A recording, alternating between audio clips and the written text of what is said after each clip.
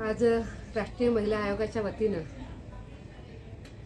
Pre marital counselling या विषयावरचं एक national consultation आम्ही पुण्यामध्ये केलं।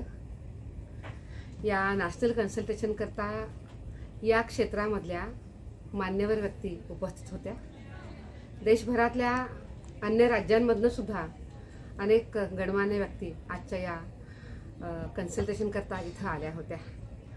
त्याच्यामध्ये सामाजिक क्षेत्रात काम करणारी लोक, त्यासोबतच ॲडव्होकेट्स, त्यासोबतच जे काउन्सिलर्स आहेत, क्लिनिकल सायकॉलॉजिस्ट आहेत, अकॅडमिशियन आहेत, अशा सगळ्यांचा आज सहभाग होता।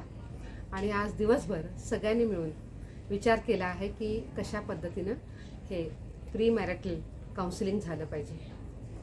याची पार्श्वभूमी पण अशी आहे की राष्ट्रीय महिला आयोगाकडे दरवर्षी हजारोनी कंप्लेंट्स येतात आणि या कंप्लेंटमधल्या जवळपास 45-50% कंप्लेंट्स या कौटुंबिक वादाच्या असतात। पती पत्नीमधले वाद, कुटुंबामधले वाद, त्यांच्यामधली अगदी घटस्फोटापर्यंत जाण्याची परिस्थिती, अशा स्थितीमध्ये या सगळ्या केसेस या राष्ट्रीय महिला आयोगाकडे येतात। आणि असं जाणवतं की कित्येक वेळेला थोडंसं जर लग्न होण्यापूर्वी काही विषयांच्या मध्ये या जोडप्यांना जर काही आधी माहिती असते तर कदाचित इतके वाद व्हायचं कारण नव्हतं। पूर्वी आपल्याला माहिती की आपल्या घरामध्ये एक सपोर्ट सिस्टीम असायची, एकत्र कुटुंब पद्धती असायच्या, घरामध्ये मोठी माणसं असायची सांगायला। पण आता ही सपोर्ट सिस्टीम आपली बऱ्यापैकी संपली आहे। आता कामाच्या निमित्तानं मुलांना वेगळ्या गावी वेगळ्या ठिकाणी राहावं लागतं आणि म्हणून आता या नव्या सपोर्ट सिस्टीमकडे जाण्याची गरज आहे, ज्याचा विचार राष्ट्रीय महिला आयोग करतो आहे।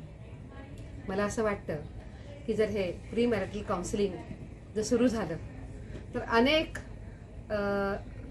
जी लग्न आहेत ही लग्न झाल्यानंतर तुटण्याच्या स्थितीमध्ये येतात, ती तशी न जाता समजून उमजून त्यांना कशा पद्धतीने त्यांच्या जीवनामध्ये पुढे जायचं आहे त्याचं गायडन्स जर आधी मिळालं तर अशा पद्धतीचे वाद नक्कीच टळू शकेल आणि ते आनंदाचं सहजीवन जगू शकतील।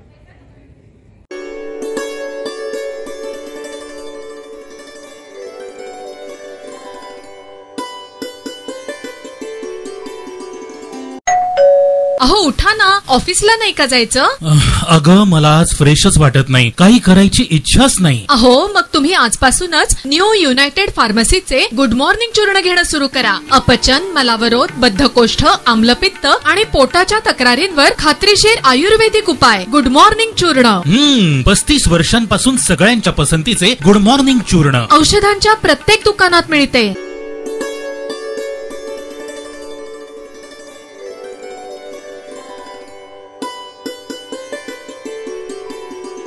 पंजारवाडकर हे त्या दिवशी उपस्थित असणार आहेत। अखिल भारतीय प्रचार प्रमुख सुनीलजी आंबेकर आहेत, तेही या रनसाठी आपल्याला सकाळी फ्लॅग ऑफला येणार आहेत। त्याच्यानंतर आपले पश्चिम महाराष्ट्र प्रांताचे कार्यवाह प्रवीणजी दबडगाव हेही आपल्याला या दौडसाठी येणार आहेत। त्याच्यानंतर आपले उच्चतंत्र शिक्षण मंत्री माननीय चंद्रकांत दादा पाटील हे त्या दिवशी सकाळी फ्लॅग ऑफला आपल्या बरोबर असणार आहेत। खासदार मेधाताई कुलकर्णी या कार्यक्रमाला आपल्या बरोबर उपस्थित असणार आहेत। त्याच्यानंतर आपले काही सेलिब्रिटीज आहेत ज्याच्यामध्ये दिग्दर्शक लेखक दिग्पाल लांजेकर, त्याच्यानंतर आपले अभिनेता आणि दिग्दर्शक प्रवीणजी तरडे, त्याच्यानंतर आपले गिर्यारोहण तज्ज्ञ ज्यांना आत्ताच मोठा पुरस्कार मिळाला उमेशजी झिरपे, हे आपल्या बरोबर त्या सगळ्या दौडमध्ये सामील होणार आहेत। आणि यांच्याबरोबर अनेक असे आपले मान्यवर सेलिब्रिटी या सर्व कार्यक्रमाला सकाळी आणि flag distribution, flag hosting, flag of साठी आणि नंतर प्राइज डिस्ट्रीब्युशन साठी येणार आहे।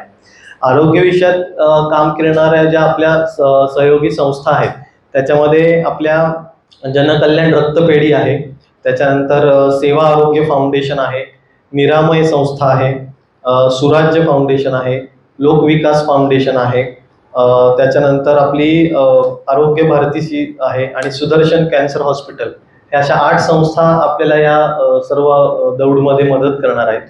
त्याच्याबरोबर महर्षी कर्वे स्त्री शिक्षण संस्था, डेक्कन एज्युकेशन सोसायटी, MES आणि SPM या चारही शिक्षण संस्था आहेत. या शिक्षण संस्थांमधनं आपल्याला NSSचे जे स्टुडंट्स आहेत हे आपल्याला या सगळ्या व्हॉलेंटियर्स म्हणून त्यांनी आपल्याला उपलब्ध करून दिलेले आहेत.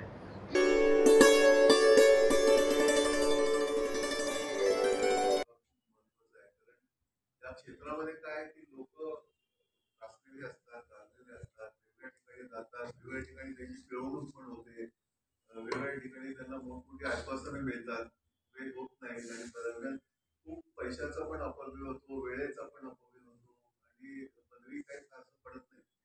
अशा ठिकाणी IDRA सारख्या सेवाभावी संस्थांनी हे कार्य हातात घेतले, हे महत्वाचं आहे. आणि